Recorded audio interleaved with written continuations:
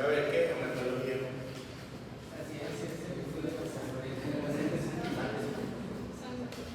Muy bien. La sangre es una célula. Muy bien. ¿Qué tipo de tejido de sangre?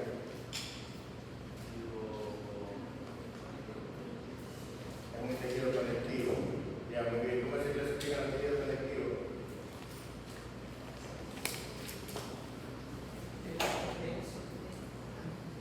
¿Qué tipo de tejidos hay? En el cuerpo humano hay cuatro tipos de tejidos que son conectivo,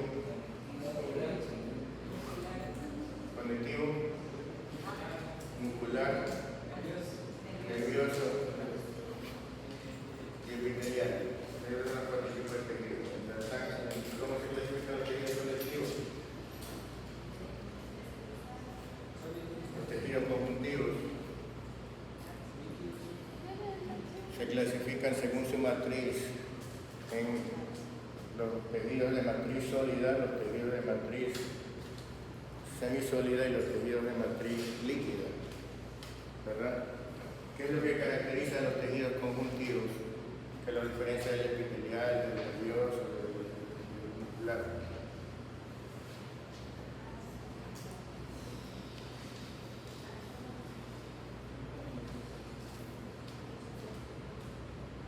¿Qué es lo que caracteriza a los tejidos conjuntivos?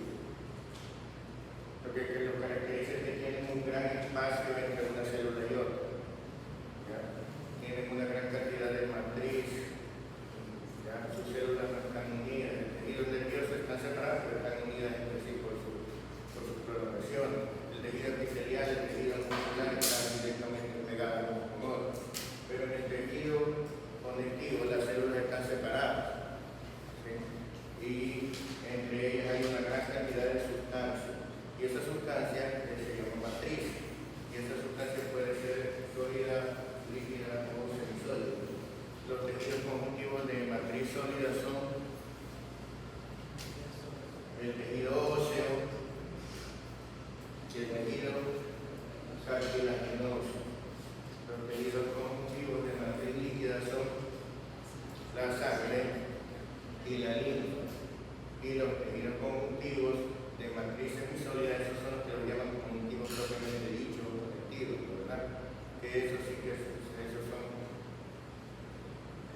densos, laxos, ¿verdad? Ya se acuerdan, parece que se acuerdan muy bien. Entonces, la sangre es un tejido conjuntivo de matriz líquida, lo cual quiere decir que tiene células, pero estas células están nadando, ¿verdad? Entonces, en la sangre, cuando vemos componentes de la sangre, vemos que hay dos componentes de la sangre que son los elementos formes o elementos figurados, las células, por decirlo así, y el plasma, ¿verdad? ¿Ya? ¿Qué diferencia hay entre suero y plasma?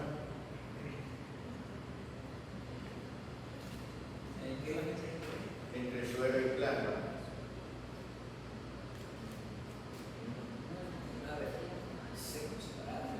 ¿Cómo lo separa? A ver. La separación que solo de componentes líquidos son la plasma, mientras que el suelo ya estamos hablando de la concentración como tal de sangre.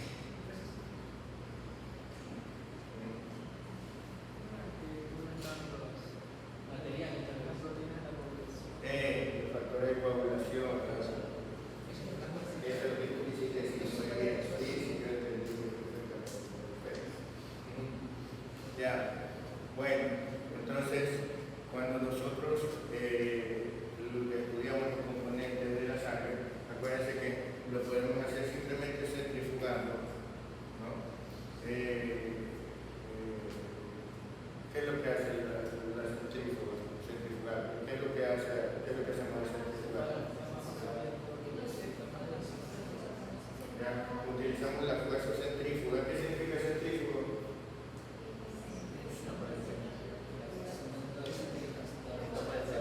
Que se fuga del centro, ¿no, verdad? La fuerza que lleva hacia la periferia. Entonces, cuando damos vueltas,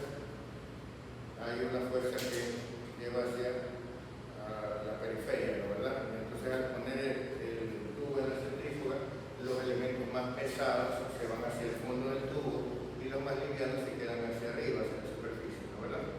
Entonces allí podemos separar y cuando hacemos eso, ¿qué encontramos? Encontramos primero más arriba que no, pero más superficie, la superficie que encontramos. El suelo, luego que encontramos una pequeña capa blanquecina, ¿no? ¿Verdad? Que contiene qué cosa? Neutrocitos. Luego encontramos una capa roja que contiene los glóbulos rojos. Y a veces en el fondo se encuentra un coágulo, ¿no? Pero normalmente encontramos eso. ¿Ya? De hecho, hay algunos que piensan que eso es lo que dio origen a la teoría de los cuatro humores, ¿no? Pensaban que eso era que la bilis roja, como es la bilis negra, como es la sangre, la flema y la bilis amarilla, ¿no? Eso probablemente eso fue lo que dio origen a la antigua teoría de los humores. Pero bueno, de esa manera se los puede separar, ¿no? Entonces, cuando nosotros hacemos esta separación, se supone que todo lo que tenemos abajo son eritrocitos, ¿no? ¿Verdad? Entonces, cuando hacemos eso y vemos la proporción de eritrocitos, así físicamente, del 100% de la altura, tantos por ciento son eritrocitos. ¿Cómo se llama ese valor? El hematocrito, ¿no? ¿Verdad? Hematocrito. Es simplemente el porcentaje de volumen que hacen los glóbulos rojos, ¿no? ¿Verdad? Por eso es el porcentaje, como le dije. Entonces, ¿eso de qué dependerá el hematocrito? ¿Del número de glóbulos rojos o del volumen de glóbulos rojos?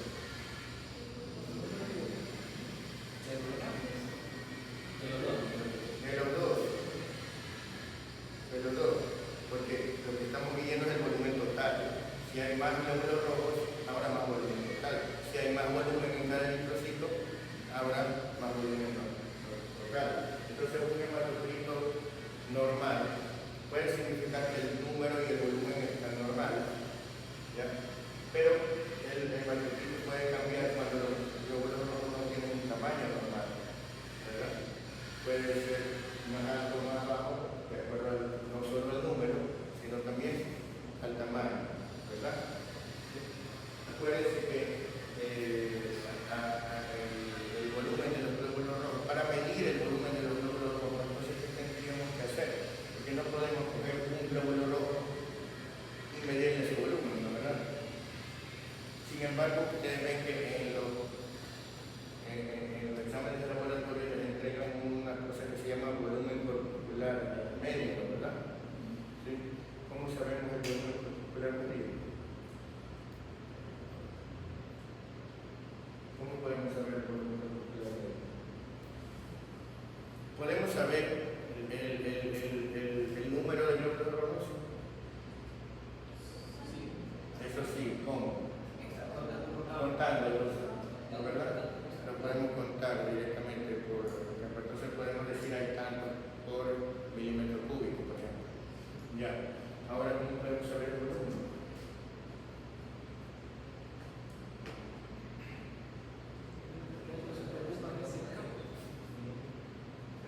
Fíjense que podemos saber el número de glóbulos rojos y podemos saber el volumen que ocupan en porcentaje por el hematocrito, ¿verdad? Sabemos que el hematocrito depende de qué? Del número y del volumen. Y ya sabemos cuál es el número.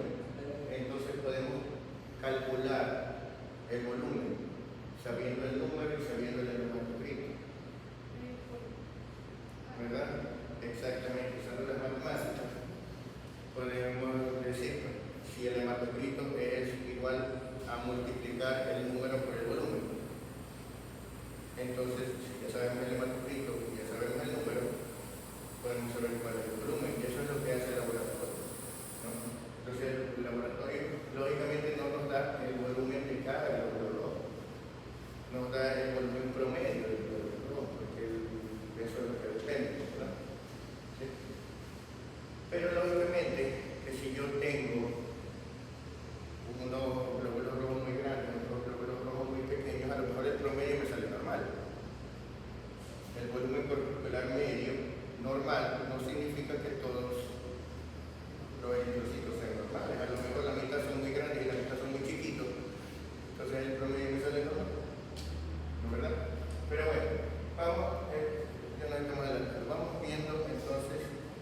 ¿cuáles son? Los elementos figurados en la sangre. Los elementos figurados en la sangre son glóbulos rojos, que también se llaman eritrocitos. ¿Y qué significa eritro? Rojo, ¿verdad? ¿Qué significa eritema? ¿Qué significa eritrodermia? Exacto, ¿verdad? Eritrocito entonces es célula roja, ¿no, verdad? Retrocélulas, eritrocito, glóbulo rojo. Glóbulos blancos, ¿cómo se llama también? ¿Qué significa leuco? Blanco, entonces si el paciente tiene leucocoria, ¿qué tiene? La pupila no puede estar blanca. La pupila es una mujer. Tú puedes ver la pupila blanca porque atrás hay catarata. Leucocoria no es leucopupila, es leucocoria. Es la córnea blanca, la córnea con una lesión, con una cicatriz o con algo, ¿verdad? ¿Sí? Eso es el leuco blanco. ¿Sí? Entonces, y las otras son las plaquetas. ¿Qué características tienen los glóbulos rojos? Los glóbulos rojos, ¿en qué se diferencian de otras células? En que no tienen núcleo. Y tampoco son redondos, sino que son como bicóncavos, ¿verdad? ¿Ya? Bicóncavos. Eso les permite dos cosas. Tienen una membrana fácilmente plegable que les permite sobrevivir a los accidentes de la circulación, ¿no? Sin romperse, pasar por los sinusoides del hígado, por los sinusoides del vaso sin romperse. ¿Ya? Y la otra que esta forma pues, es la más conveniente para producir el intercambio de gases entre las sustancias que tienen adentro. En vez del núcleo tienen una proteína que se llama hemoglobina, ¿verdad? ¿Qué es la hemoglobina? Es una proteína, está formada de las partes que son cuáles de los cuerpos.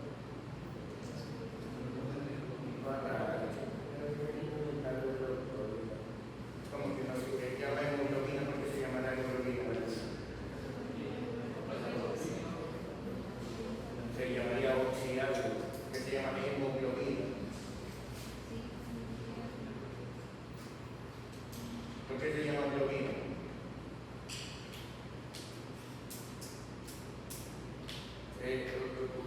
¿Cuáles son las proteínas de la sangre? Cuando usted estudia las proteínas de la sangre, ¿cómo se clasifican? En un examen de sangre le dicen proteínas totales y después vienen. Tengo un ejemplo de proteínas de la sangre. La albúmina. ¿Y las que no son albúmina? Ya la globina es una proteína, ¿no, verdad? Entonces, ¿cuál es la otra parte para que sea hemoglobina? Hemo, ¿no me dicen? Ya, entonces hemo, el grupo de hemoglobina. Ya, ¿cómo se forma el grupo de hemoglobina? El grupo de hemo, doctora. Doctora, grupo de hemo.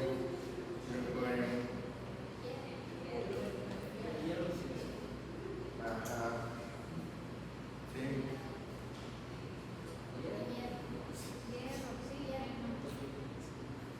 El oxígeno no se combina con la hemoglobina y hace oxihemoglobina. Como hablan de hemoglobina. Cuatro anillos pirrólicos, ¿verdad? Así me gusta que se acuerden bien, ¿no? Entonces, y el hierro, que es central, ¿por qué? ¿Para qué sirve ese hierro?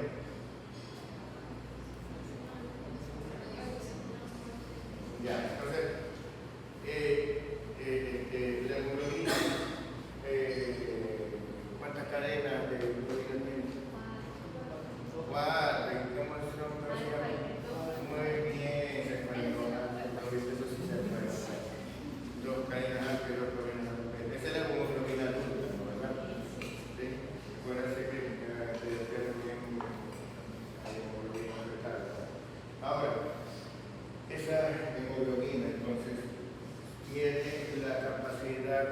la característica de que fácilmente se combinan con gases como oxígeno y el dióxido de carbono, ¿verdad? Pero, ¿qué resulta? Que esa hemoglobina tiene que ir a los tejidos y combinarse con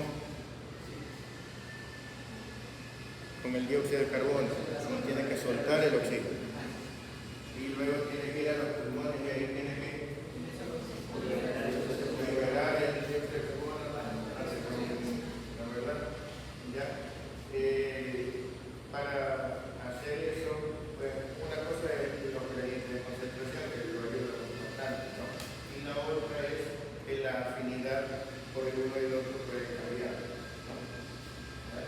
¿Se acuerdan que bueno, sigamos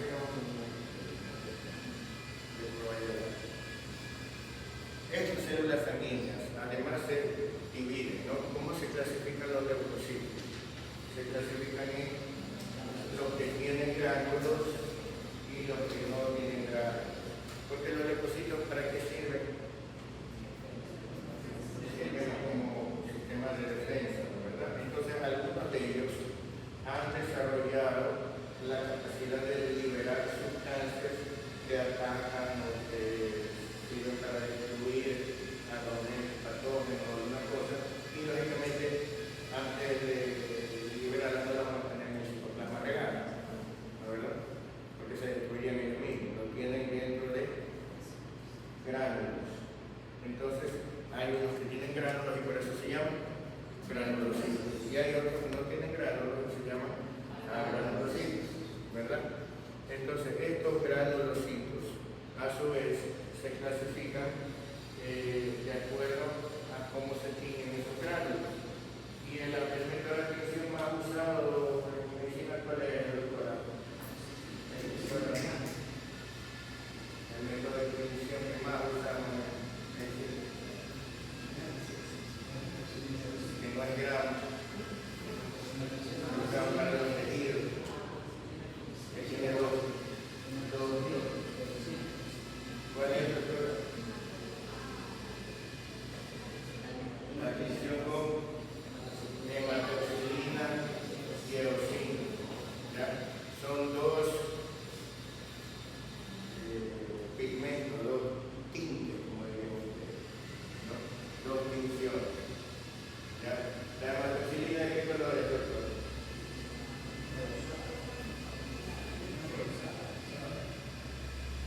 La hematoxilina tiñe de morado y la eosina tiñe de rosado, ¿verdad? Esa tinción de hematoxilina y eosina. ¿Y por qué es tan popular esa tinción? ¿Qué ventaja tiene esa tinción sobre otra?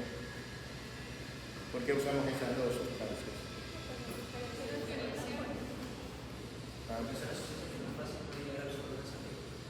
¿Pero por qué? Porque esas que tienen... Claro, lo que hace es que estamos usando dos sustancias, de las cuales una es ácida y la otra es alcalina. ¿Ya? ¿Por qué? Porque dentro de la célula hay partes ácidas y partes alcalinas. Y lógicamente las partes alcalinas tienden a unirse con los colorantes ácidos. Las partes ácidas tienden a unirse con los colorantes alcalinos. Entonces, si usted pone dos funciones, una ácida y una básica o alcalina, entonces ¿qué va a pasar? Que la célula va a quedar contrastada en unas partes rosadas y otras partes moradas. Y eso va a hacer que sea más fácil ver la estructura y de la célula, ¿verdad? ¿Sí? Entonces, resulta que el colorante hematoxilina es un colorante básico, es un colorante alcalino. En cambio, la eosina es un colorante ácido, es un colorante que se unirá por lo tanto a ¿qué? A la base. Y la hematoxilina se unirá a la base. Muy bien. ¿Ven todas las células que están allí? ¿De qué color tienen el núcleo?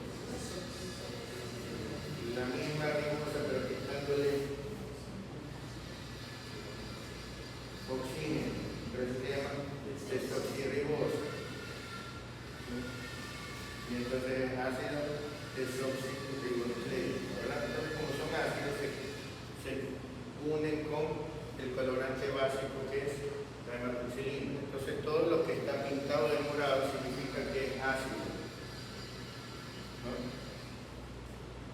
Porque se une al colorante básico. ¿Sí? ¿Ya? Ahora, lógicamente, cuando pintamos estos granulocitos, resulta que uno de ellos, todo el núcleo siempre se pinta de morado, pero los gránulos no son iguales. Hay unos que los gránulos se pintan de morado, hay otros que los gránulos se pintan de rosado y hay otros que los gránulos no se pintan. ¿Sí? ¿Ya? Los gránulos se pintan de morado, lógicamente, cuando son ácidos y por lo tanto se pintan con el colorante básico, y como aman al básico se llaman basófilos, ¿verdad? En cambio hay otros que tienen gránulos alcalinos y por lo tanto se pintan con el colorante ácido que es la eosina, y como aman la eosina se les llama eosinófilos, ¿verdad? Y hay los que no se pintan porque no son ni ácidos ni básicos, sino neutros, ¿verdad? Por eso lo llamamos neutro. ¿Está claro? Sí. Ya. Muy bien. Entonces, en cambio los agranulocitos, estos no tienen gránulos, ¿verdad? De estos agranulocitos, ¿qué hacen entonces? Pues si no, todos los de acá utilizan gránulos, entonces ¿para qué los utilizan? Para destruir, ¿verdad? ¿Qué tenemos? Tenemos a una célula que es puramente fagocitaria, el monocito. En realidad el monocito es, ¿qué cosa? Un macrófago. Es la forma que toman los macrófagos en la sangre, así como la microglía en el sistema nervioso, así como la célula del ángel, la célula del público, los macrófagos alveolares, etc. ¿Ya? La forma en que viaja en la sangre es lo que se llama un monocito, ¿verdad? Y la otra, ¿qué hace?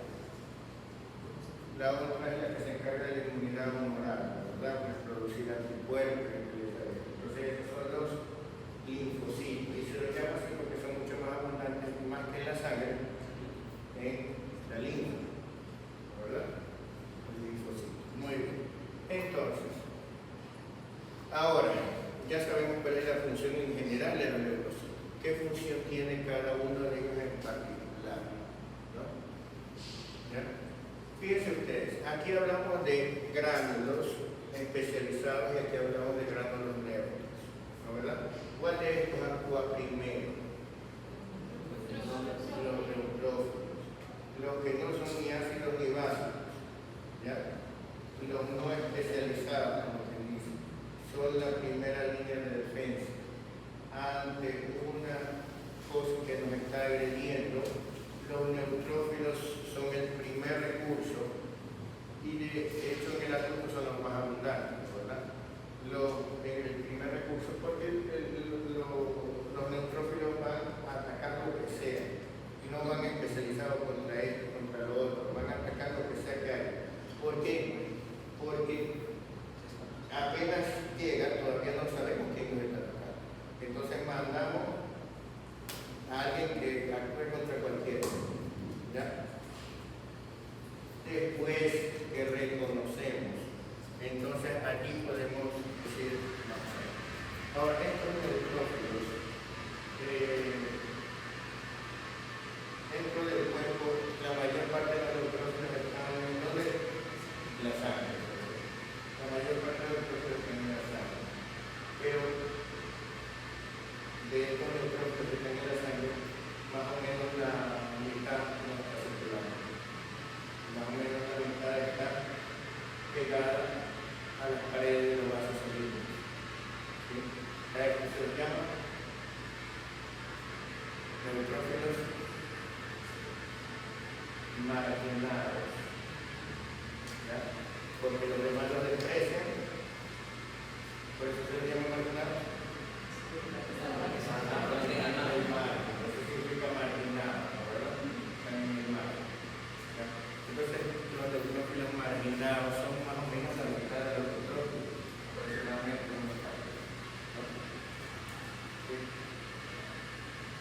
Pero la mayor reserva de neutrófilos que tenemos son los neutrófilos de las células.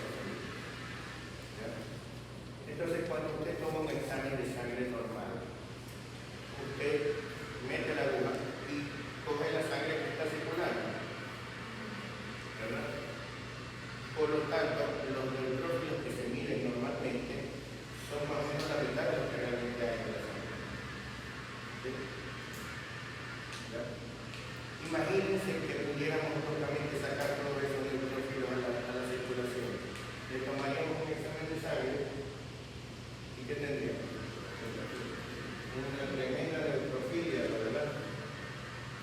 ¿Sí? Una gran leucocitosis con un gran predominio de neutrófilos. ¿Sí? ¿Ya? Eso puede pasar. ¿Cómo se llama cuando esos neutrófilos salen a la circulación?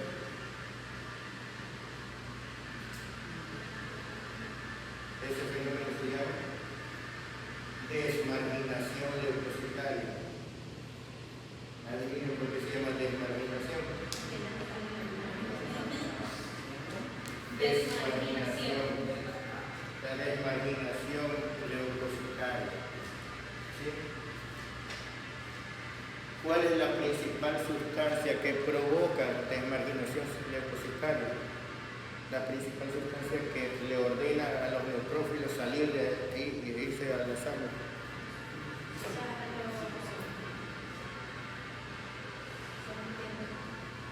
La adrenalina. La adrenalina tiene muchísimas acciones en el cuerpo.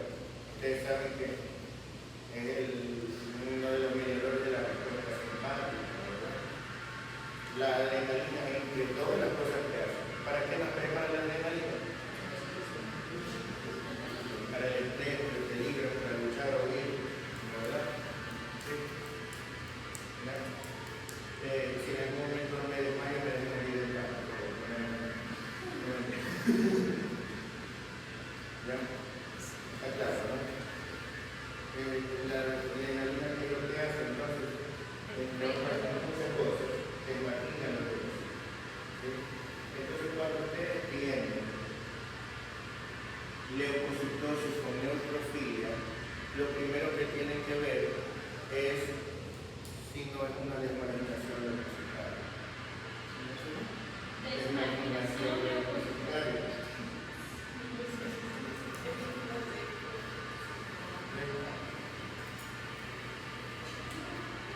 Pero bueno, volveremos a eso después. Esto entonces es una respuesta rápida en específico. Los eosinófilos y los basófilos están especializados en compartir algo en particular, ¿no? Los basófilos, ¿qué contienen los granos de los basófilos? Bueno, tienen varias sustancias, ¿no? Pero algunas de estas son bastante conocidas, como por ejemplo la histamina, ¿no? ¿Se acuerdan para qué efectos tiene la histamina? Antialérgico, no, al contrario, sería proalérgico. Produce vasodilatación, produce. Exacto, entonces aumenta la hipertensión, ¿verdad? Los basófilos sirven para combatir miren, cuando hablamos de los invasores, los gérmenes invasores, o las sustancias, los microorganismos, los organismos invasores, puede ser micro, se puede ser bacterias, y a eso se les puede fagocitar muchas veces, ¿verdad? Pero hay algunos que son grandes, ¿no? Los parásitos, las bacterias, ¿no? Ya no van a fagocitar nada.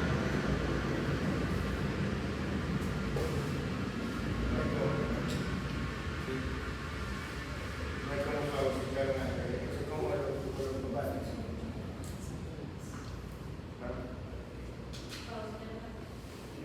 Claro, como combate un parásito grande. Le lanza cosas, ¿verdad? Y eso es lo que hacen estos, ¿no? Ustedes se acuerdan cuando se elevan los eosinófilos, ¿verdad? En las alergias, los cuadros más, y en la parasitosis, ¿verdad? Muy bien. Ahora, en realidad, los eosinófilos, todos tienen que los eosinófilos son una compartida de cada. En realidad, no es así. Los eosinófilos se elevan en la parasitosis, ¿ya? Pero para modular la respuesta. ¿Sí? Lo que realmente lo combaten son los basófilos, ¿no? ¿Ya?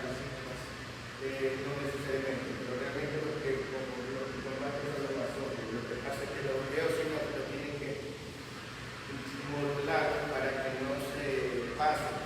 Porque ¿qué es lo que ocurre cuando la respuesta es exagerada? Que se vuelve una alergia, que se vuelve nociva en el propio organismo. ¿Ya? Es como que, imagínate que tengo una plaga de insectos. ¿Qué hago? Como insecticida. Pero si pongo demasiado insecticida, exacto, ¿verdad? Entonces, más que poner insecticida, tenemos un montón de mecanismos para vigilar que no se pase. ¿Ya? Y eso son los eosinófilos, ¿no? ¿Verdad? Entonces, cuando está muy elevado, indican una reacción alérgica. ¿Sí? ¿Ya? ¿Sí? Entonces, claro, entonces realmente estamos hablando de que estos dos realmente actúan en conjunto, ¿no?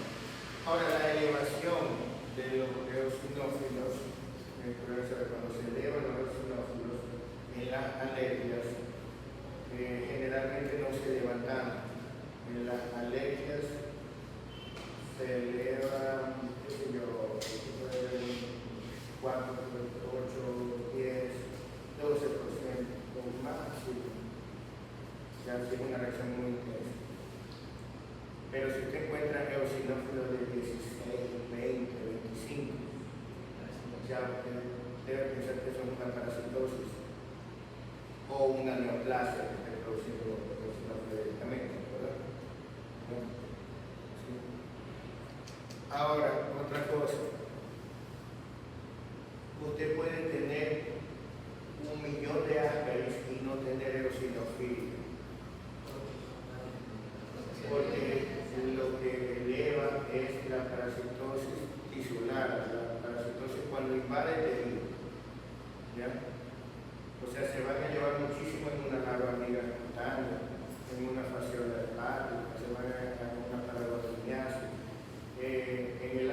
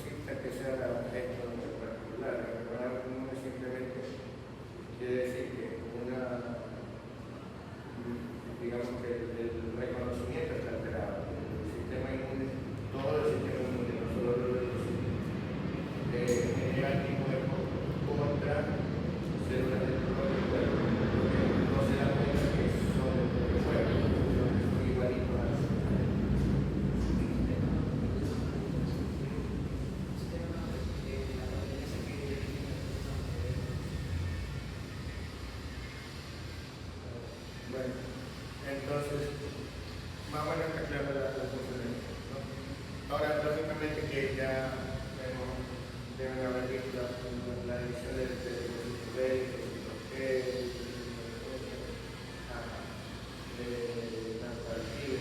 la función de los dispositivos de memoria. De eso no voy a hablar ahorita porque ya no queda más cosas. Bueno, y las plaquetas que sirven para copiar. Fíjense ustedes. Sirven para sellar un vehículo. Ahora resulta que esto quiero que entiendan también. El sistema de la coagulación no solamente sirve para evitar hemorragias. El sistema de la coagulación, imagínense, crear fibrina, hacer un tapón, hacer un sello, no solamente sirve para evitar que salga la sangre, sirve para sellar cualquier cosa. Es como que la goma no solamente sirve para una cosa en particular, sino para cualquier cosa que tenga que pegar. ¿Ya? Eso es lo que hace. Entonces, en ciertas ocasiones, en muchas ocasiones, lo he dicho, la goma y el sellado sirven para aislar gente. Sirve para defenderse, o sea, contra las infecciones. Muchas veces también se activa el sistema de la coagulación. ¿Ya? Y es por eso que en la sepsis puede producirse la coagulación intravascular diseminada. Así como que el cuerpo se aloca y dice, hagamos todo lo que se puede y mandemos a todos los recursos que tenemos. Y entonces empieza a ser que perjudicial para mi organismo, pero ya no sabe qué más hacer, ¿no? Una medida desesperada. ¿Sí? ¿Ya? Bueno, eso es importante saber porque en algunas infecciones hay trombocitosis. ¿Ya? En pediatría la causa más frecuente de trombocitosis son las infecciones. Entonces no debe llamar la atención que el paciente tenga trombocitosis y buscarle cosas de eso cuando está infectado. Probablemente esa es la misma causa. ¿Ya? Así sea, miren, yo veo un paciente que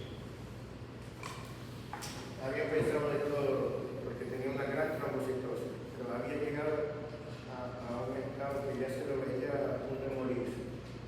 ¿Sí? Tenía paludismo.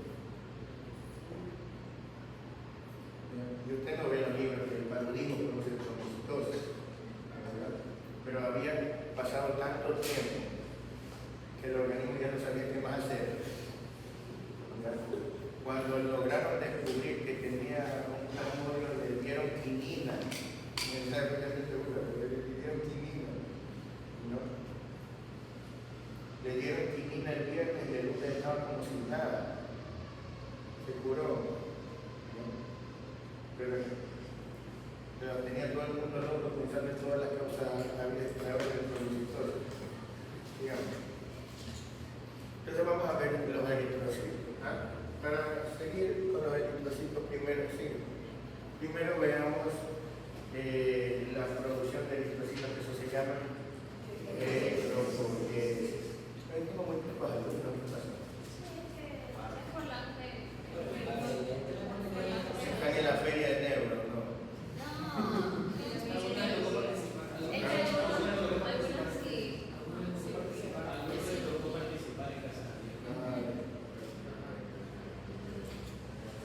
¿No le llegó un correo? Porque seguro, no, que serio, porque seguro nosotros nos dijeron que iban a mandar un correo a los docentes que vienen con nosotros. Y que el presidente se iba a hacer algo para enviarle esa información a todos los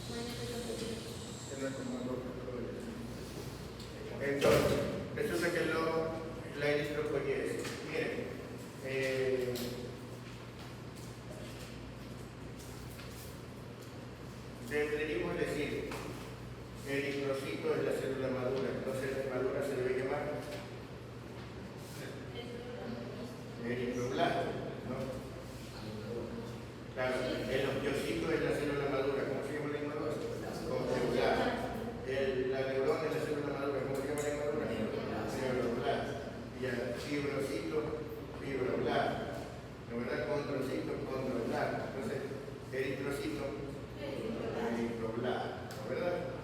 Ya, entonces, lógicamente que deberíamos decir nada más que eritroblasto se convierte en eritrocito. Pero como hay un montón de pasos intermedios, entonces decidieron decir antes del eritroblasto, ¿verdad? Y el eritroblasto dividirlo en 3 partes. ¿Por qué? Porque iba cambiando de color. Porque estamos hablando desde una célula que originalmente tiene un citoplasma color morado. ¿Cómo se dice? Lo que ustedes no ven en los libros, células con citoplasma morado. ¿Cómo le dicen los libros?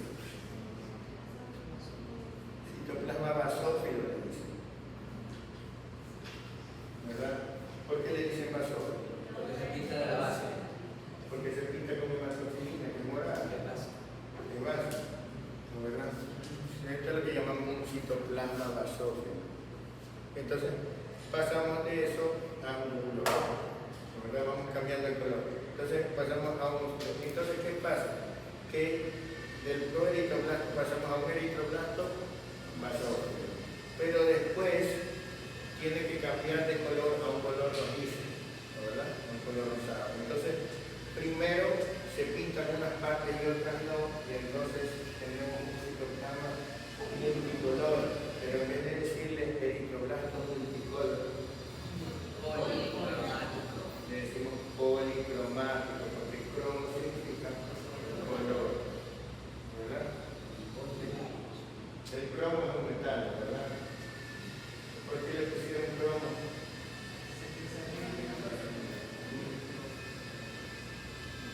A diferencia del hierro, el mercurio, el oro, etcétera, que en estado natural siempre tienen el núcleo, el oro siempre es amarillo, el hierro siempre es gris. El cromo en estado natural lo pueden encontrar de diferentes colores. Eso se llama cromo. Cromo significa color. Entonces le pusieron el policromatófilo, ¿no? Y luego le pusieron ¿qué significa ortocromático? Del color de orto, ¿no? Del color correcto. ¿Qué significa orto? Orto significa recto. Y de hecho de ahí viene el orto, precisamente. O sea que no se va latín. ¿Sabes latín? Es un cultivo. Orto significa recto. ¿Qué significa ortografía? La recta escritura, la correcta escritura. Ortodoxo, la recta doctrina, la correcta doctrina. Eso significa orto. Ortopedia, ¿verdad? O sea, para describir, normalmente muchos utilizan ortodoxo para describir una persona que es mejor que una. O sea, que algo de esto que se puede no, que dicen directamente como que no se puede como que no sabe decir. Es verdad que dicen ortodoxo, pero No, como le decimos, poco ortodoxo. No es ortodoxo, es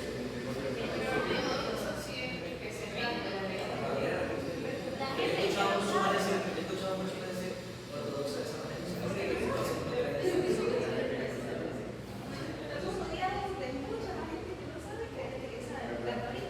Eso es lo que significa, ¿no? Entonces, ortocromático, entonces este ya sí es del color correcto. Pero del ortocromático, todos estos, ¿qué tienen? Tienen núcleo. ¿Qué es lo que diferencia al eritrocito que no tiene núcleo? Entonces, entre el eritroblasto y el eritrocito hay una célula en que el núcleo se está destruyendo, en que solo queda resto de núcleo, pedacitos de cromatina o cosas, ¿no? ¿Ya? Y eso es los pedacitos de cromatina les dio a los primeros investigadores que vieron el aspecto como que tenía una pequeña red, ¿no, verdad? Y red pequeña se dice retículo, y son una red pequeña, así como vesícula de una pequeña.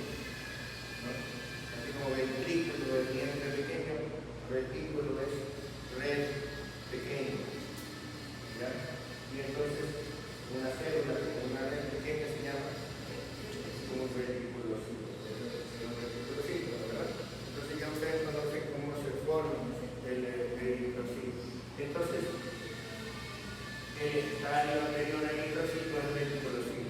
Quiere decir un eritrocito un poco inmaduro. Antes de eso, más inmaduro sería un eritroblasto. Automático, ¿no, verdad? ¿Sí? Entonces miren ustedes, si yo digo eritroblastosis fetal, ¿qué significará eritroblastosis? Exacto, que tiene eritroblastos en sangre periférica, eritrocitos inmaduros, muy inmaduros, porque no solo son reticulocitos. Tienen en sangre periférica, en el examen de sangre, yo encuentro eritrocitos con núcleos, eritrocitos nucleados, ¿verdad? ¿Se acuerdan de la eritroblastosis fetal que deben haber estudiado en secundaria cuando vieron incompatibilidad de RH? ¿No? En la universidad. ¿Algún día vieron la eritroblastosis fetal? ¿Nunca? ¿Vieron incompatibilidad de RH? ¿Sí estudiaron incompatibilidad de RH? Es lo mismo, la eritroblastosis fetal de la manera de llamar a la incompatibilidad. Alergia por incompatibilidad de RH. Los pacientes, a ver, ¿quién me explica cómo es ese problema? La incompatibilidad de RH.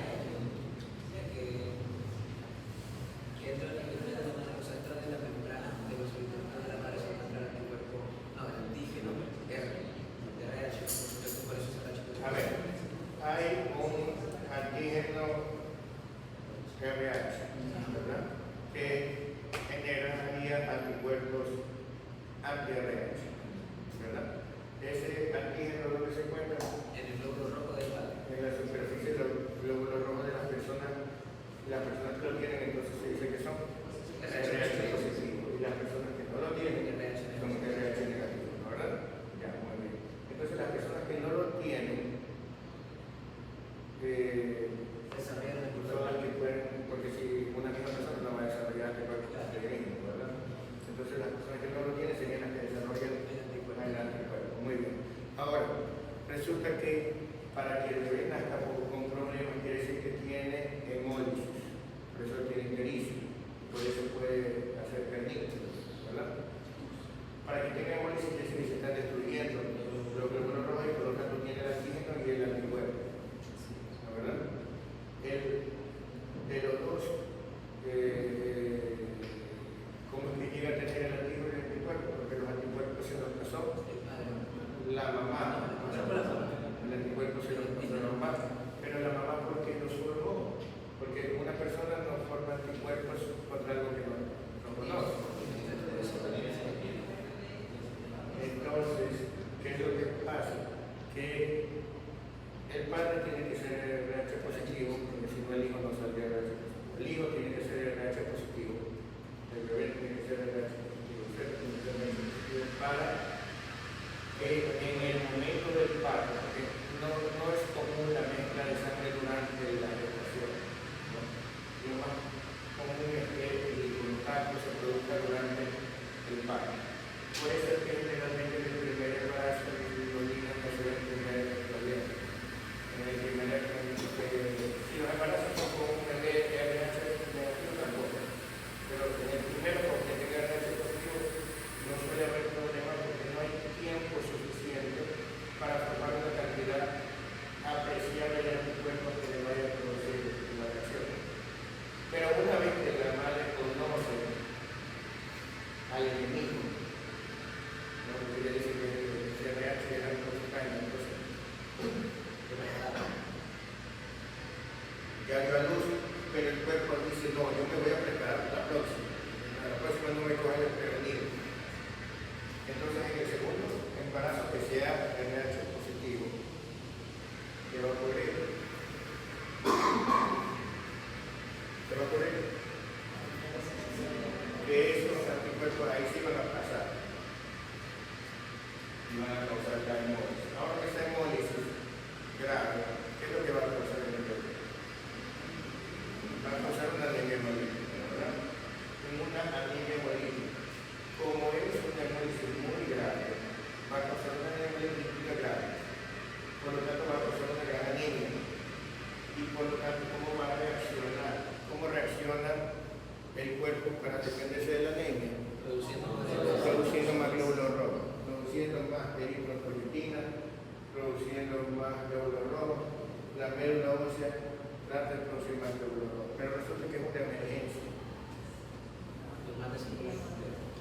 Entonces no tiene tiempo de esperar a que madure.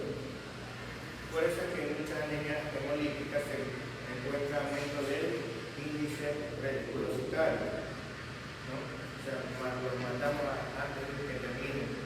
¿Ya? Es como que faltan médicos, mandemos a los estudiantes de medicina a hacer campaña, ¿verdad? ¿Sí? No tenemos médicos para atender al entonces mandemos a los del último año de medicina, mandemos. Pero no mandamos a los del primer año, ¿verdad? ¿Sí? Normalmente van a los réditos, ¿sí? Pero si mandan a todos los estudiantes de medicina, a los de los primeros años, ¿qué quiere decir? Que estamos tan desesperados. Que así medio tengan la más mínima idea, igual los mandamos. Esto es una situación desesperada, porque no solamente estamos mandando reticulocito, sino también estamos mandando eritroblasto. ¿Ya? ¿Ya? Por eso es que a esto se lo llama eritroblastosis, ¿no? Entonces, cuando hay células tan inmaduras, quiere decir que realmente está la graduación, en la última grado de la desesperación. ¿Ya?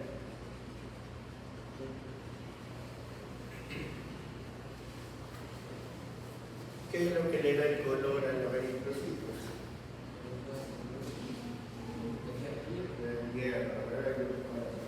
Entonces, lógicamente, cuando hay una anemia, esa anemia no solamente implica siempre que el glóbulo rojo falte, ¿no? De hecho, la definición de anemia, etimológicamente anemia significa sin sangre. Pero la definición de anemia se ha discutido por años, ¿ya? Porque originalmente decían, bueno, cuando disminuye el número de glóbulos rojos, decían, no, cuando disminuye la cantidad de hemoglobina, y por qué elegimos la una y no la otra, ¿qué se elige actualmente? La hemoglobina. Pero ¿por qué? Porque es lo clínicamente relevante. Lo que no importa si hay glóbulos rojos, sino que hay hemoglobina. Lo que importa es la cantidad de hemoglobina que hay, ¿no, verdad? Entonces, con el nivel de hemoglobina es que determinamos si hay anemia o no. ¿Cuáles serían los síntomas de una anemia?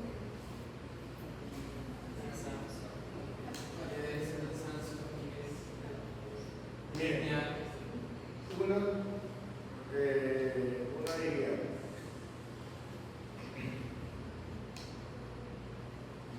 por lógica, ¿para qué sirve el glóbulo rojo? Entonces es parte de la función digestiva, de la función excretora, de la función inmunológica. ¿Qué función? De la función respiratoria. Entonces, ¿qué debería producir debería producir disnea? Debería producir dificultad respiratoria. Entonces,